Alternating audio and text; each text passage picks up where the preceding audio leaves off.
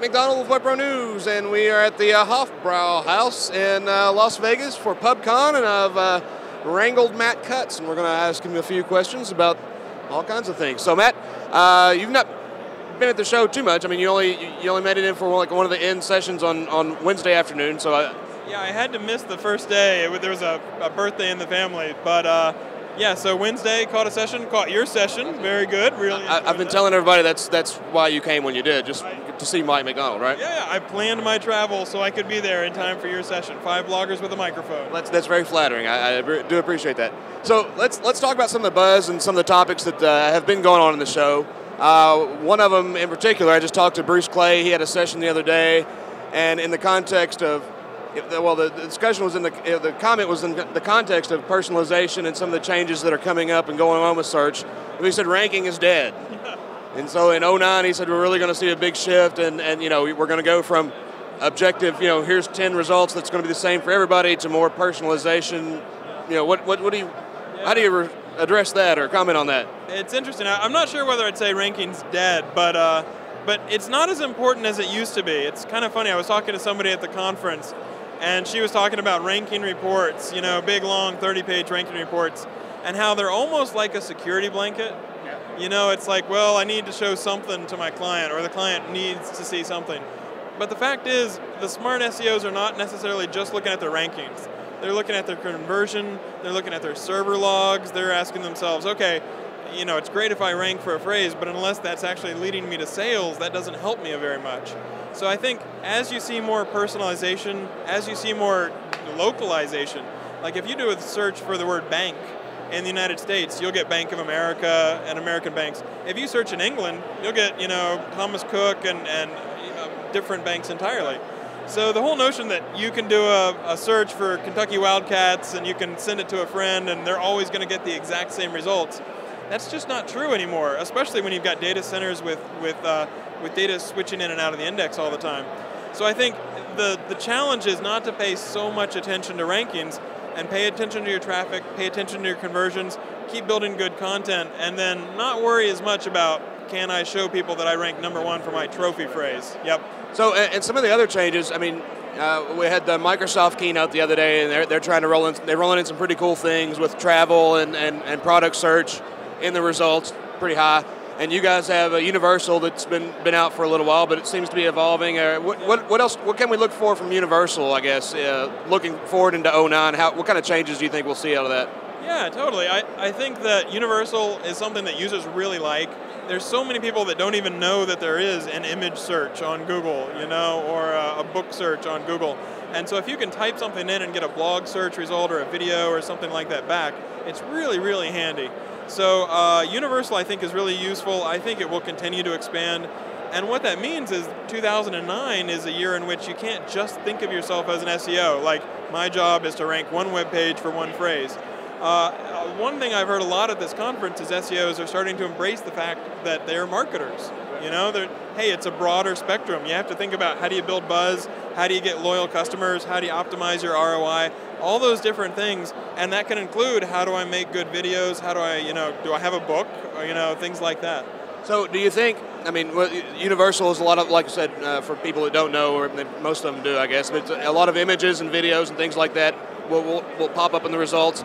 Do you think that is going to be incentivize people to do more videos, more images, and things like that for their site, because it does have an inherent advantage, I guess?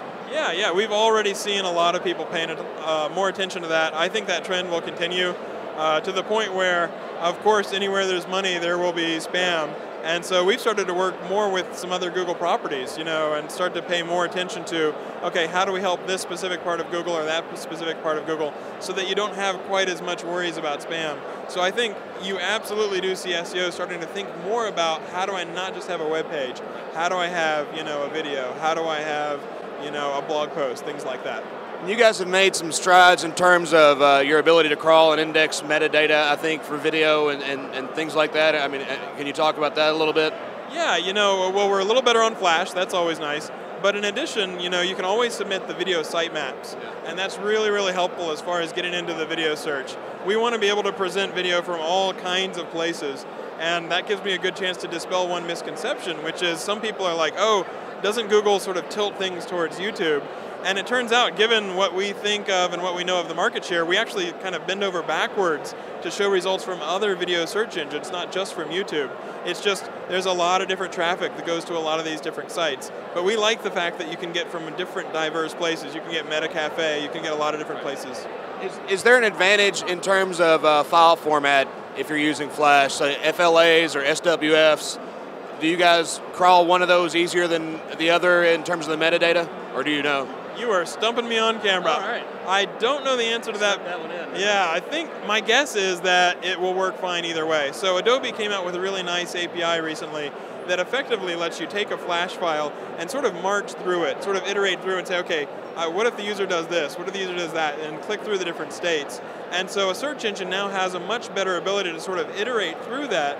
And as a result, they can sort of say to themselves, okay, what's the text at this point? So we'll continue to keep working on that. I think whatever text, whatever file format you want to use is totally fine. Now, one point I made yesterday, here's an Android phone, right? Got an Android phone. Here's an iPhone. Some of these things, yeah, one for each pocket. Some of these guys, you know, they're not that great at Flash.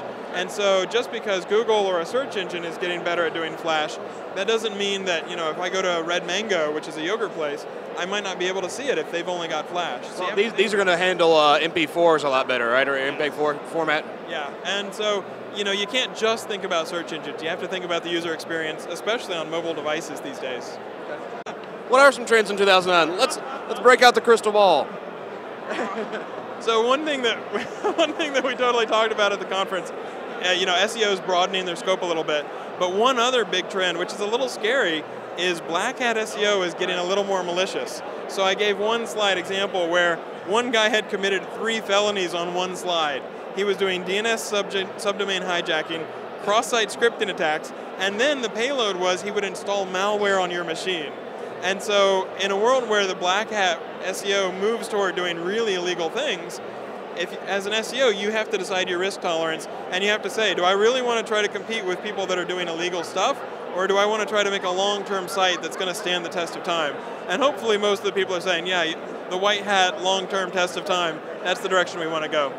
Oh, and another thing, I think this time last year, at last year's SubCon, you guys had announced that you were changing how you were handling subdomains a little bit. You made some alterations to how you index those or how you rate those in the overall hierarchy. Is that still consistent, or how's that gone? Have there been any more changes in that regard? Yeah, we had that change last year. It's worked out very well.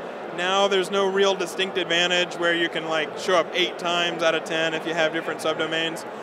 It's pretty much launched, and we're pretty happy with it. We could always tweak the coefficients and change the policies, but since the launch, it's actually worked out very, very well. So I don't expect that we'll have to change very much on it. Is there an implicit advantage or disadvantage to using a subdomain as opposed to just a file section? That's a good question. There was, you know, if you had subdomains before, because of host crowding, you'd have different host names, so you could show up a little more often. But with the change for diversity, that's really not as much of an advantage. So there's a couple pros and cons. If you have a subdomain, you can configure it and send it off to a completely different place. So if I had blog.mattcutts.com, I could outsource that to WordPress or Blogger, and I could have it on a completely different host name. The disadvantage is it's more of a hassle to configure, and if you have a lot of subdomains, that can be a lot of work. We have videos.webpronews.com, yeah. Exactly. So often you don't want to overdo it, whereas a subdirectory, it's really easy to move around. It's usually just moving a Unix file or a Unix directory around. So there's pros and cons.